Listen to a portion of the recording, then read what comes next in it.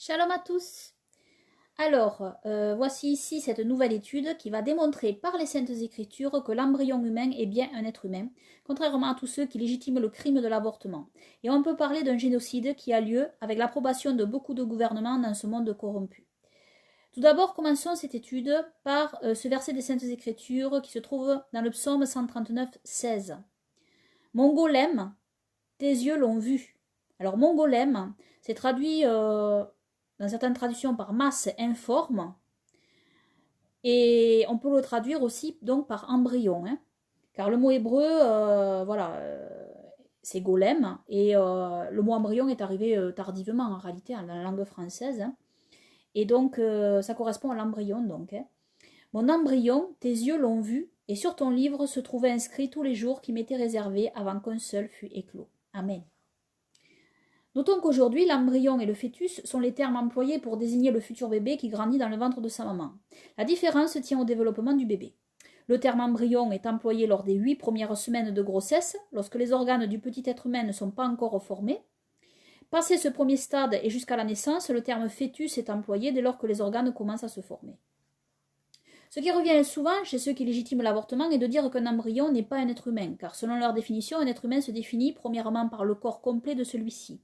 Même certains croyants pourraient se poser la question à partir de quand l'embryon ou le fœtus est un être humain. En réalité, notre définition de l'être humain ne peut se faire que par rapport à la définition qu'en donne Yahweh notre Elohim, nous le révélant par son Esprit Saint et avec confirmation des Saintes Écritures. Les Saintes Écritures nous révèlent que l'être humain n'est pas qu'un corps, mais qu'il est d'abord un esprit. Car si nous n'étions qu'un corps, nous serions morts. En effet, seuls les morts ne sont que des corps. Les vivants sont vivants, car ils sont d'abord esprits, et c'est cet esprit qui fait bouger leur corps. Le corps n'étant que le véhicule. Si l'esprit n'est plus dans le corps, on parle de mort. L'esprit qui est en nous est le souffle de vie, de respiration. C'est l'air qui sort de notre bouche, impalpable comme le vent.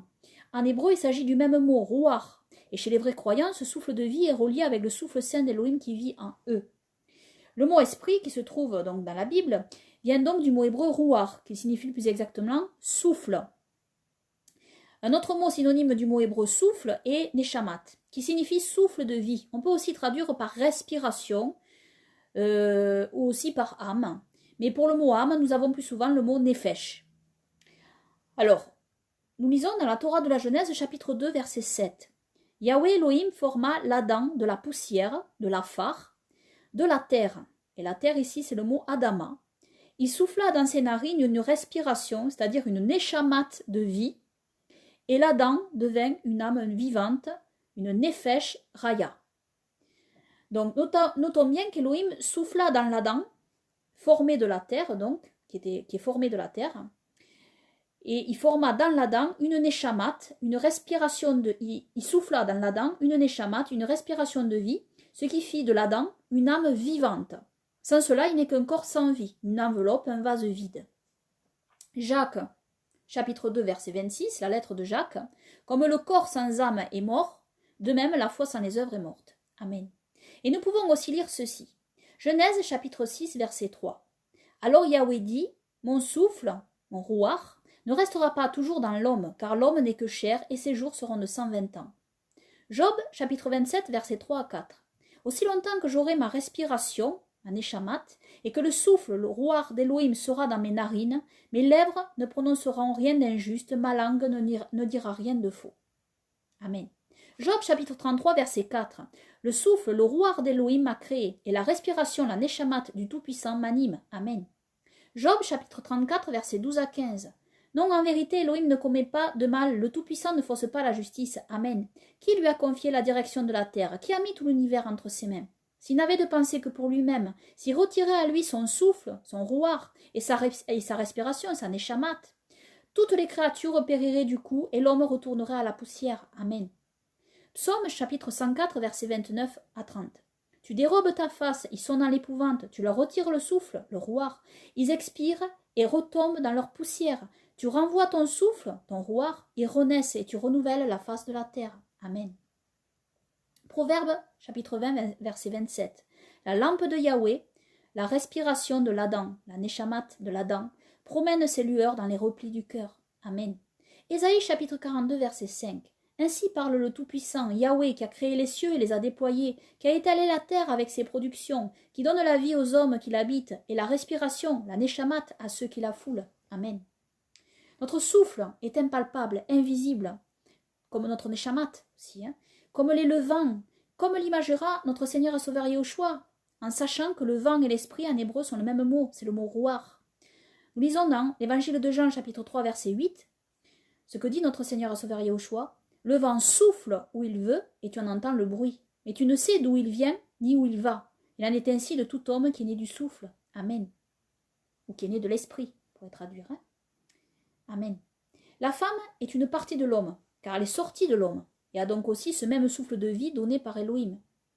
Mais notons que ce souffle de vie dans l'homme est soit relié avec le souffle saint d'Elohim dans les cieux, soit perd malheureusement toute autre connexion avec le souffle saint d'Elohim à cause du péché. Ceci expliqué, il nous faut aussi savoir que le siège de l'esprit de vie de l'homme est le cœur. Mais aussi chez l'homme, il y a les reins qui sont le siège de l'esprit dans toutes les saintes écritures. Et ceci est extrêmement important pour la compréhension de ce qui va suivre. Revoir mon étude sur ce sujet, la médecine chinoise confirme aussi que le siège de l'esprit est le cœur et associe les reins à la procréation. Revoir donc mon étude sur le cœur et les reins, un autre cerveau où je parle de cela. Le mot hébreu qui désigne les deux organes des reins est le mot kilyaot. Un autre mot hébreu lié aux reins est ralatsim. Il est aussi traduit par rein en lien avec la procréation et la descendance. Mais cet autre mot ne semble pas désigner les organes internes propres des reins, mais plutôt, selon moi, les vésicules séminales, qui sont plus basses au niveau des hanches et tout près de l'urotère qui est le tuyau relié au rein plus haut. Donc ce sont deux organes reliés aux reins. Donc les ralatsim, les vésicules séminales, selon moi, sont reliées donc au kilyaot, aux reins. Ceci est très important comme vous allez le voir. Tout d'abord, voici un échantillon de versets bibliques concernant les organes internes, les reins, qui sont les kilyaot. D'abord, ce premier verset sur le sacrifice animal qui démontre sans l'ombre d'un doute que le mot hébreu kilyaot désigne bien les organes internes que sont les deux reins. C'est dans la Torah du Lévitique, chapitre 3, verset 4, par exemple, et les deux reins et la graisse qui est dessus, qui est sur les reins, les deux kilyaot, donc, et la graisse qui est au-dessus, qui est sur les reins, et le grand lobe du foie qu'on détachera près des reins. Ensuite, on va voir d'autres versets à propos des kilyaot, des reins. Vous allez voir. Psaume chapitre 7, verset 10. Que les méfaits des méchants prennent fin, je te prie, et affermis le juste, toi qui sondes les cœurs et les reins, les kilyaot, ô Elohim juste. Amen. Psaume chapitre 16, verset 7. Je bénirai Yahweh qui me conseille, même durant les nuits, mes reins, mes kilyaot, m'enseignent. Amen. Psaume chapitre 26, verset 2. Sonde-moi, ô Yahweh, et éprouve-moi. Passe au feu mes reins, mes kilyaot et mon cœur. Amen. Psaume 73, 21. Quand mon cœur s'aigrissait et que je me tourmentais dans mes kilyaot, dans mes reins. Proverbe 23, 16. Et mes reins, mes kilyaot, exulteront quand tes lèvres diront des choses droites. Amen. Jérémie chapitre 11, verset 20. Mais toi, Yahweh des armées, qui juge justement, qui éprouve les reins, les kilyaot et le cœur, fais que je voie ta vengeance sur eux, car c'est à toi que j'ai confié ma cause. Amen. Jérémie chapitre 12, verset 2. Tu les as plantés, ils prennent même racine, ils progressent, ils portent même du fruit. Tu es près de leur bouche, mais tu es loin de leur kilyaot, de leurs reins. Donc ici, nous voyons que il y a d'autres passages qui disent que Elohim est loin de leur cœur. Et là, c'est pareil, les reins ont la même fonction que le cœur ici. C'est-à-dire, le siège de l'esprit est aussi les organes des reins. Donc, ainsi que le cœur. Jérémie chapitre 17, verset 10. Moi, Yahweh, je sonde le cœur, j'éprouve les kilyaot, les reins, et cela pour rendre à chacun selon ses voies, selon le fruit de ses actions. Amen. Apocalypse chapitre 2, verset 23. Et toutes les assemblées sauront que c'est moi qui sonde les cœurs, les reins et les cœurs, et je vous donnerai à chacun selon vos œuvres. Amen. Les saintes écritures sont très claires. L'esprit et les pensées sont dans le cœur et aussi dans les reins. La science moderne a des milliers d'années de retard sur la science infinie de Yahweh notre Elohim, qui ne pourra d'ailleurs jamais être pleinement comprise par les hommes, car celle-ci est infiniment grande et merveilleuse. Amen. Et comme vu dans mon autre étude sur le cœur et les reins, que je vais mettre aussi dans la description de cette vidéo, que vous pourrez voir, c'est le cœur et les reins, un autre cerveau, j'avais donc dit que la médecine chinoise dit aussi que le cœur est le siège de l'esprit. Et la médecine chinoise, dont une partie de son savoir, hormis les rajouts païens ajoutés plus tard, date de Noah, notre père ancestral à tous, qui a transmis ce savoir par un livre de médecine. Et la médecine chinoise dit aussi ceci sur les reins. Donc on va voir. Je vais citer ce que dit la médecine chinoise. Donc en médecine chinoise, le rein est la source du yang de tout le corps et du yin de tout le corps. À la séparation du yin et du yang, c'est la mort. Le rein stocke l'essence responsable entre autres de la naissance, la croissance, de la fertilité, du développement. Tout vient de l'essence au niveau corporel. À l'image d'une maison, le rein représente les fondations. Si on se place par rapport aux 5 éléments, le rein est l'organe qui contrôle le cœur.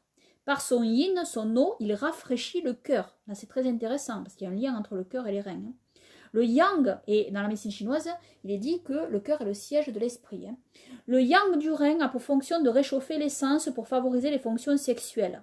C'est le yang du rein qui donne l'énergie à l'érection et qui est responsable du désir.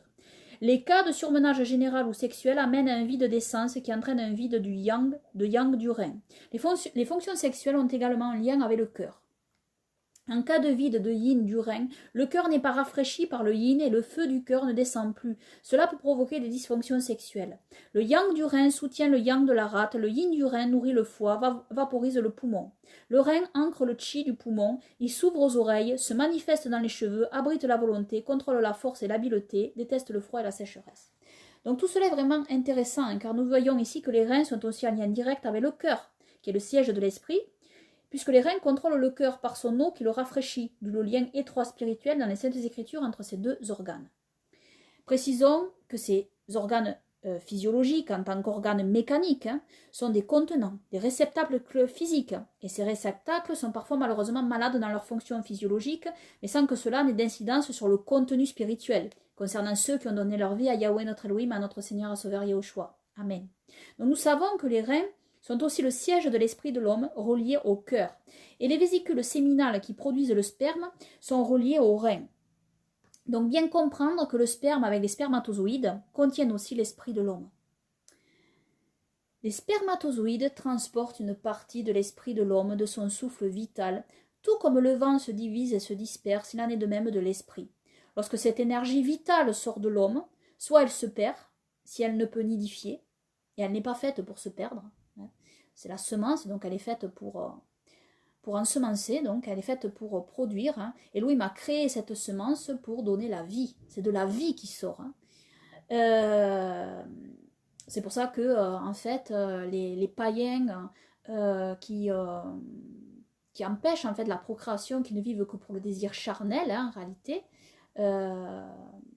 dévient des voies d'Elohim, en réalité. Donc voilà. Ça, j'en ai déjà parlé sur la sanctification dans le mariage. Revoir aussi mon étude sur ce point. Et sur Besser et Rad, vers une seule chair aussi. Voir ces vidéos, ces audio-vidéos, ces études. Donc, soit donc, la semence se perd si elle ne peut nidifier, soit elle peut nidifier avec l'ovule de la femme et ainsi faire une seule chair avec la femme. Alors parfois, la semence se perd tout simplement parce que même si c'est fait dans les voies d'Elohim, dans le couple marié, parfois Elohim ferme le ventre de la femme. Alors quand il est dit qu'Elohim ferme le ventre de la femme, moi je le comprends aussi ainsi, c'est que Elohim ferme l'ovule de la femme, en réalité, parce que connaître le processus, donc bien sûr, les spermatozoïdes arrivent donc et essayent de pénétrer dans l'ovule. Et tout d'un coup, il y a une ouverture qui se fait dans l'ovule et il y a normalement un seul spermatozoïde qui arrive à entrer dans l'ovule. Et une fois qu'un spermatozoïde est rentré, les autres ne peuvent plus rentrer. C'est merveilleusement fait, en fait. Et donc voilà. Mais quand aucun spermatozoïde ne peut rentrer, eh bien, c'est parce que Elohim ferme le ventre de la femme. C'est ce que nous lisons dans les Saintes Écritures. En fait, il ferme l'ovule de la femme, en réalité. Et c'est Elohim, ça, qui décide de ça. Donc, mais voilà, le couple doit, quand il y a des relations sexuelles, dans les voies d'Elohim, donc, au temps convenable, ne doit jamais couper donc la procréation, ne doit jamais empêcher la procréation, et cette procréation arrive quand Dieu décide qu'elle doit arriver, selon les plans et la volonté de Dieu, en réalité. Mais l'homme ne doit pas empêcher la procréation. Quand il ne peut pas y avoir procréation, eh bien, voilà, ce n'est plus dans les plans d'Elohim, tout simplement, ce n'est plus dans les voies d'Elohim. Donc, le désir sexuel doit s'assouvir dans le plan d'Elohim qui est le but de la procréation, en fait. Donc voilà. alors soit donc cette semence peut nidifier, donc Elohim va ouvrir le ventre de la femme, et donc il va nidifier avec l'ovule de la femme. Et ainsi faire une seule chair avec la femme, car c'est cet esprit avec la chair de la femme qui forme un nouvel être humain, l'union de l'homme et de la femme. Bien comprendre donc que l'esprit qui vient de l'homme va acquérir un corps dans la femme. La chair va donc se former autour de l'esprit, véhiculé par le spermatozoïde dans ce réceptacle. Avec la fusion des deux cellules, l'une venant de l'homme, transportée par le spermatozoïde donc, et l'autre de la femme, pour former une première cellule nommée l'œuf, dans laquelle va apparaître un ADN unique composé de caractéristiques physiques du père et de la mère, couleur des yeux, etc. Puis l'œuf sort de sa coque, et là, à l'intérieur, le processus de la formation du corps commence par une division en cellules, puis la moelle épinière, et ensuite le premier organe. Et le premier organe à apparaître est le cœur, qui se met à battre. Le cœur qui sera le siège de son esprit, ce même esprit transmis par son père autour duquel se forme son corps dans sa mère. C'est d'ailleurs pour cela qu'il est écrit que nous existions dans les vésicules séminales, les ralatsim de nos pères avant même de venir au monde, c'est-à-dire notre devenir, notre esprit était gardé en réserve jusqu'au moment où le spermatozoïde, enfin notre esprit, c'est-à-dire c'est l'esprit de l'homme en fait, qui après, une fois qu'il va féconder l'ovule, un corps va se former, et donc cet esprit transmis donc va devenir une nouvelle personne. Donc voilà. Et nous lisons dans Genèse chapitre 35 verset 11, et Elohim lui dit à Jacob, Israël, je suis l'Elohim tout-puissant, tu vas croître et multiplier. Une nation et une assemblée de nations sera de toi, et des rois sortiront de tes ralatsim. Hein. Donc ici, ce n'est pas le mot kiliaot, hein. Le mot kiliaot, c'est vraiment les reins. Les ralatsim, selon moi, sont les vésicules séminales qui sont reliées aux reins en réalité, et voir la médecine chinoise aussi qui dit que les reins ont une fonction dans la reproduction sexuelle, donc. Et donc voilà. Donc on sait que l'esprit est aussi dans les reins. Hein. Donc bien évidemment, il y a un lien ici avec la semence de l'homme. Hein. Et la semence de l'homme transporte l'esprit en fait. Vous allez voir que ça correspond avec toutes les saintes écritures. Vous allez voir. On va continuer. Donc là, c'est un exemple de verset que je donne. Il y en a d'autres. Hein. De fait, vous l'aurez compris, un embryon est un être humain. Car l'être humain est d'abord un esprit avant d'être un corps pleinement formé.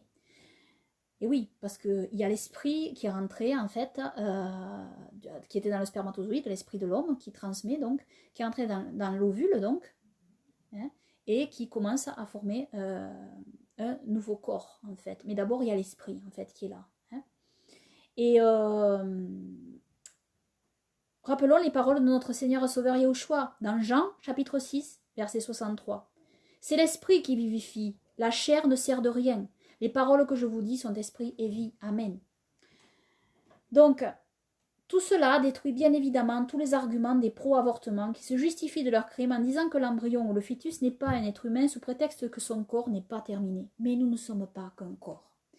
Et pour les athées, souvent, ce n'est basé que sur des théories charnelles, en dehors de toute réflexion vraiment biblique et réelle en fait et scripturaire, hein, parce que nous ne sommes pas qu'un corps, bien évidemment, nous ne sommes pas qu'un corps, nous sommes un esprit, car un corps sans esprit est mort et un embryon est vivant, d'accord? La vie, c'est l'esprit. Voilà, c'est aussi simple que cela. Ensuite, en plus, bien comprendre que la formation de l'être humain ne s'arrête pas à sa naissance. En effet, un bébé après sa naissance n'est pas entièrement formé. Son crâne n'est pas encore terminé, c'est-à-dire il y a la fontanelle, etc. Le crâne d'un bébé n'est pas complètement terminé. On dit toujours, quand on tient un bébé, il faut faire attention à sa tête, hein, parce que ce n'est pas encore terminé, ce n'est pas encore fini. Donc le bébé, il continue à se former, il n'est pas encore terminé, il continue à se former après sa naissance en réalité. Hein. Et pourtant, il est bien un être humain. De même, un enfant de 3 ans, de 6 ans, de 10 ans n'est pas encore pleinement formé. Et non, on change. C'est-à-dire, voilà, on commence à exister dans le ventre de notre mère. Hein, mais le déroulé de la transformation continue même après qu'on soit né en réalité. Hein. On grandit, c'est la croissance, hein, c'est le changement, même il y a un changement hormonal, il y a un changement intérieur en réalité qui se produit. Hein. On n'est pas comme quand on était enfant, hein, jusqu'à l'âge adulte. Et c'est bien pour cela que les Saintes Écritures nous disent dans la lettre aux Hébreux, chapitre 5, versets 13 à 14, « Or celui qui se nourrit de lait ne comprend pas la parole de la justice, car il est un petit enfant. Mais la nourriture solide est pour les hommes faits, pour ceux qui, par l'habitude, ont le jugement exercé à discerner le bien et le mal. Amen. » Donc ici, vous voyez dans le texte ici, il y a une différence entre l'enfant qui est au lait et l'homme qui est fait. Hein, d'accord? L'homme fait. Donc. Ça veut dire que, voilà, le petit enfant, il n'est pas encore pleinement formé. Il est destiné à devenir un homme adulte. Donc, et pourtant, donc, un bébé a bien un esprit. Ainsi qu'un enfant de 3 ans, ainsi qu'un enfant de 6 ans, ainsi qu'un enfant de 10 ans. Ce sont bien des êtres humains. Et ainsi, l'œuf, ou l'embryon, ou le fœtus est bien un esprit, est bien un être humain. Ce n'est pas par rapport à sa formation corporelle qu'on détermine un être humain. C'est par rapport à son esprit. C'est l'esprit de vie, donc, qui vient à l'origine d'Adam et qui est transmis par la semence d'Adam, en réalité. Et cet esprit, cette respiration de vie a été donnée par Elohim à Adam à l'origine. Et Adam la transmet par sa semence, de génération en génération, en génération, en génération, en génération. Donc voilà. Et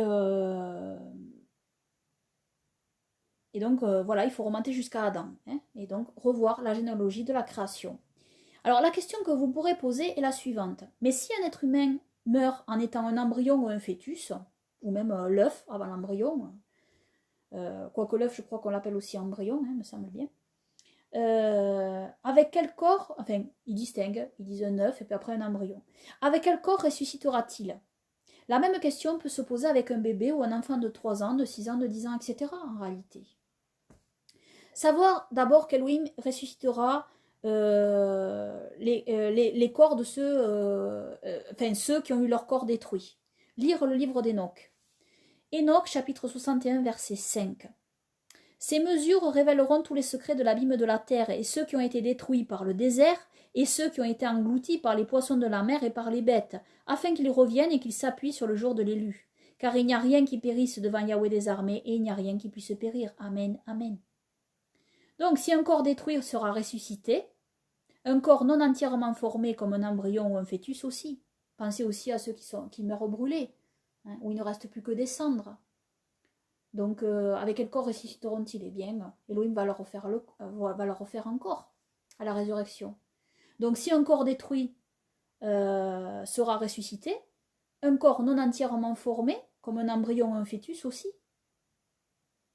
hein, ou un œuf, hein, un œuf humain qui va devenir un embryon. Pour ma part, je pense que les corps de tous ressusciteront avec le corps homme ou femme adulte, en âge de procréation, comme lorsque Adam et Ève furent créés. Au même âge où Adam et Ève furent créés, je pense que tous les corps vont ressusciter à cet âge-là, en réalité. C'est mon opinion en tout cas. Hein. Donc un embryon ou un fœtus ressuscitera avec le corps adulte qu'il aurait eu s'il avait vécu. Et pareil pour un bébé, un enfant de 3 ans, 10 ans, etc. Et un vieillard ressuscitera avec un corps plein de force, comme nous le dit l'apôtre Paul, hein, donc plus jeune, et donc à l'âge de la création d'Adam et Ève, en fait. Hein, c'est ce que je crois. Alors après tout ce que je viens d'expliquer ici, il est évident que l'embryon et le fœtus est un être humain. Hein, c'est évident.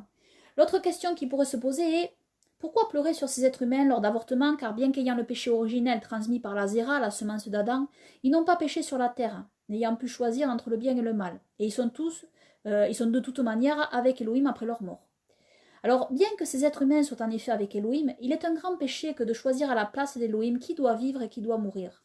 Car c'est Elohim seul qui est seul juge et qui fait vivre et qui fait mourir. C'est lui qui condamne à mort et c'est lui qui fait miséricorde. C'est lui qui ouvre le ventre d'une femme et qui le ferme. C'est aussi Elohim qui décide à quel âge de sa vie un être humain doit mourir, qu'il soit fœtus, bébé, enfant, adulte ou plus âgé. Prendre cette autorité à la place d'Elohim est grave, car seul Elohim décide de tout correctement. Amen. Savoir aussi qu'une vie enlevée ne permet pas l'existence d'autres vies qui auraient existé. Et ça, l'œil humain ne le voit pas. De plus, empêcher un être humain déjà là, en esprit, de pouvoir marcher sur la terre et de pouvoir choisir de vivre pour Elohim, alors qu'Elohim voulait qu'il continue à vivre, est un crime. Et si Elohim laisse un embryon et un fœtus se former pour arriver à terme, c'est qu'Elohim permet son développement et qu'il ne veut pas qu'il meure. Parce que si Elohim veut qu'un bébé meure, il meurt. Donc, c'est Elohim qui décide de laisser la vie, de l'enlever ou de laisser vivre. Rappelons que l'avortement est une pratique diabolique instituée par un ange déchu. Enoch, chapitre 69, verset 12. Le nom du cinquième ange déchu, donc, est Kasdeyae 2. C'est celui qui montra aux fils des hommes toutes les plaies mauvaises des esprits et des démons, et la plaie de l'embryon dans le sein pour qu'il tombe, donc l'avortement, et la plaie de la vie, la morsure du serpent, et la plaie qui arrive à midi, le fils du serpent dont le nom est Tabaët. L'avortement est interdit dans le livre de médecine d'Azaph. Il est écrit dans le serment d'Azaph, ne pas faire reprendre à une femme enceinte de prostitution un verre avec une vue de provoquer l'avortement, car il y a des plantes abortives. À présent que j'ai évoqué la transmission du souffle de vie de l'esprit de l'homme par le spermatozoïde, nous pouvons voir la différence avec la venue au monde de notre Seigneur et Sauveur Yahushua, qui lui n'est pas né du sperme de l'homme, mais qui est né d'Élohim. Il est l'Esprit Saint d'Élohim, le Père, qui est descendu du ciel. Donc il ne vient pas de la terre comme le premier Adam, mais il est du ciel. Nous lisons dans Jean, chapitre 8, verset 23. Et il, Yahushua, leur dit, « Vous, vous êtes d'en bas, moi je suis d'en haut. Vous, vous êtes de ce monde, moi je ne suis pas de ce monde. Amen. » Jean, chapitre 8, verset 42. Yahushua leur dit, « Si Elohim était votre Père, vous m'aimeriez, car moi c'est d'Elohim que je suis sorti et que je viens. Car je ne suis pas venu de moi-même, mais c'est lui qui m'a envoyé. Amen. » Nous disons, voici ce que dit l'apôtre Paul dans 1 Corinthiens, chapitre 15, verset 45 à 47. Alors ici, j'ai traduit plus littéral en fait que certaines traductions, j'ai regardé le texte grec, et j'ai traduit plus littéral et aussi en correspondance en fait avec les connaissances kabbalistiques, les connaissances donc de la bonne Kabbale. Hein. Donc voir ma vidéo sur la Kabbale et le Messie divin, hein, pour ceux qui ne connaissent pas, hein, donc c'est la bonne Kabbale, hein, bien sûr rejeter tout ce qui est mauvais dans la mauvaise Kabbale. Hein. La Kabbale c'est la mystique juive. Hein.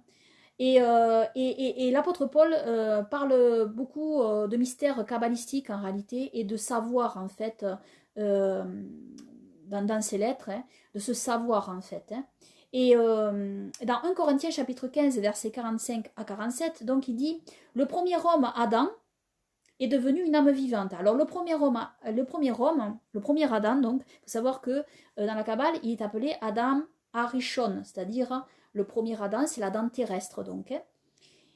Mais le dernier Adam est l'esprit de vie. Le dernier Adam, donc, ici, que mentionne l'apôtre Paul, semble faire référence à l'Adam Kadmon, qui est l'Adam céleste. Alors, voir la Kabbale pour comprendre, en fait, de quoi il s'agit, voir ma vidéo sur le sujet. J'explique tout cela en détail. Et c'est très intéressant parce que ça correspond vraiment avec tout ce que enseigne l'apôtre Paul. Hein. Et sont des connaissances voilà, très importantes à connaître hein, pour bien comprendre.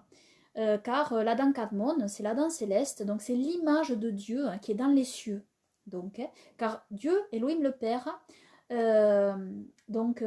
c'est créé dans les cieux une image donc, de lui-même qui apparaît. Donc voilà, l'apôtre Paul semble faire référence à cela. Donc il dit, mais le dernier Adam est l'esprit de vie. Or le premier, donc c'est Adam Arishon, n'est pas spirituel, mais il est le naturel. C'est-à-dire le naturel, le mot grec c'est Adam, donc le naturel c'est l'Adam terrestre en réalité. Hein. Et après est le spirituel donc. Après vient le spirituel. Donc, ici, il semble faire référence, en fait.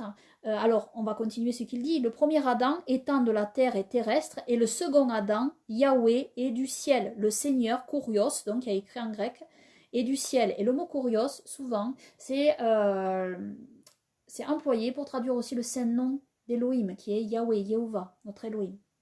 À lui soit toute la gloire. Amen, amen.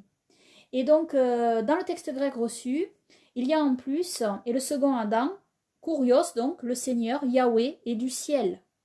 Ce qu'il n'y a pas dans les autres textes grecs. Encore une fois, revoir ce que j'ai dit sur le texte grec reçu, hein, qui est beaucoup plus fiable, en fait, que les autres textes grecs. Et donc ici, encore une fois, nous voyons la différence ici.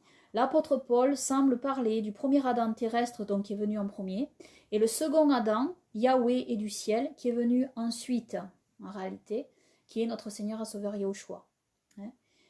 Donc voilà, bon, mais pour bien comprendre tout cela, revoir mon étude donc sur la Kabbale et le Messie divin. Donc, comprendre que Elohim a soufflé et envoyé son Esprit Saint dans l'ovule d'une Bethoula, une vierge. Ainsi, l'Esprit Saint d'Elohim a pris chair. Notre Seigneur et Sauveur Yahushua n'a point hérité du péché d'Adam transmis par le sperme. Il n'a point hérité de l'esprit de l'homme qui a été corrompu par le péché. Mais notre Seigneur et Sauveur Yahushua est l'Esprit Saint d'Elohim, l'Aïn Sof. C'est-à-dire l'Aïn Sof, c'est l'essence divine qui a pris chair. L'essence divine l'habite. Notons que ce n'est pas la femme qui transmet l'esprit, le souffle de vie. Ça, c'est très important à comprendre. Mais c'est l'homme, par son sperme, issu d'Adam. L'esprit de vie d'Adam, donné par Elohim, est ainsi transmis de génération en génération à tous les hommes et femmes. La femme est le réceptacle de l'esprit et porte cet esprit avec le corps qui se forme autour jusqu'à la naissance. Notre Seigneur et Sauveur Yahushua n'a donc pas reçu l'esprit de vie de Myriam.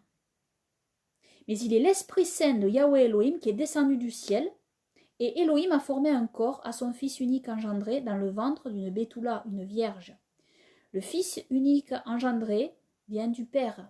Elohim fait chair, Emmanuel, qui signifie Elohim parmi nous, El Gibor, Dieu puissant. Nous lisons dans Ésaïe chapitre 9, verset 5, « Car un enfant nous est né, un fils nous est donné, et l'empire est mis sur son épaule, on l'appellera admirable, conseiller, El Gibor, Dieu puissant, Elohim puissant, Père éternel, Prince de la paix. » Amen. Et qu'a dit notre Seigneur et Sauveur Yahushua à Philippe? Quand Philippe lui dit Seigneur, montre-nous le Père. Et Yahushua lui dit pourquoi dis-tu montre-nous le Père? Celui qui m'a vu a vu le Père. Tu étais tout ce temps-là avec moi et tu ne m'as pas connu, Philippe. Dit notre Seigneur et Sauveur Yahushua à Philippe. Donc écoutez bien, celui qui m'a vu a vu le Père. Il sera appelé Père éternel. Car l'Esprit du Père est descendu du ciel. Notre Seigneur et Sauveur Yahushua a dit, je suis descendu du ciel. Je suis le pain de vie qui descend du ciel. Il est descendu littéralement du ciel. Et il est entré dans le ventre d'une vierge. Il n'a pas pris l'esprit de Myriam, l'esprit de vie de Myriam, le souffle de Myriam en fait, qui concernant Myriam, lui a été transmis par Adam, à elle, son souffle de vie, par le sperme donc. Mais ce souffle, en fait, il a été entaché par le péché. Donc notre Seigneur et Sauveur Yahushua, lui, il est uniquement l'Esprit de Dieu qui est venu, qui est descendu.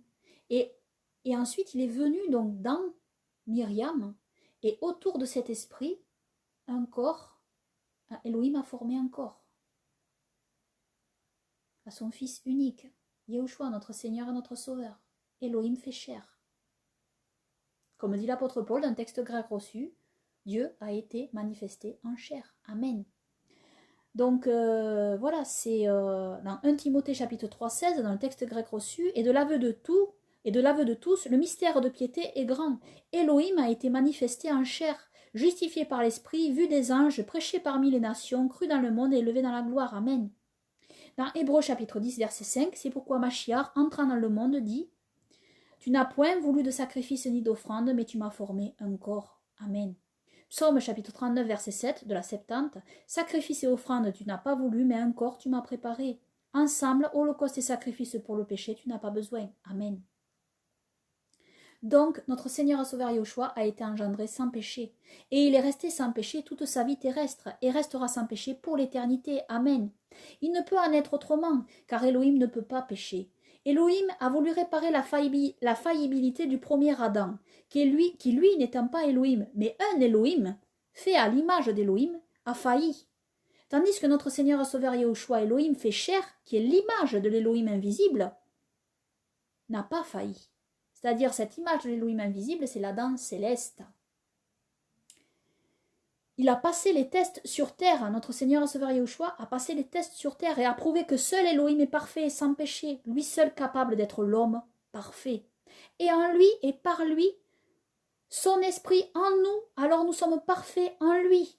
Et ainsi l'Adam retrouve la place qu'il n'aurait jamais dû perdre. Elohim, en prenant l'habit d'Adam par notre Seigneur et Sauveur Yahushua, rehausse l'homme à la place qu'il n'aurait pas dû perdre et sauve ainsi toute l'humanité par son sacrifice à cause de toute notre transgression. Amen.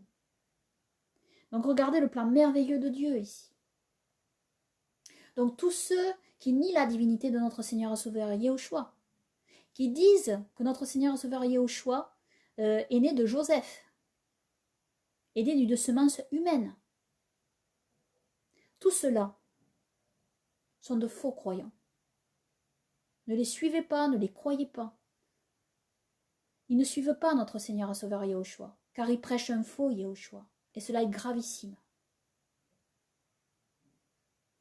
Cela est gravissime. Parce qu'on ne peut pas dire un tel mensonge et avoir Yahushua qui vit en nous.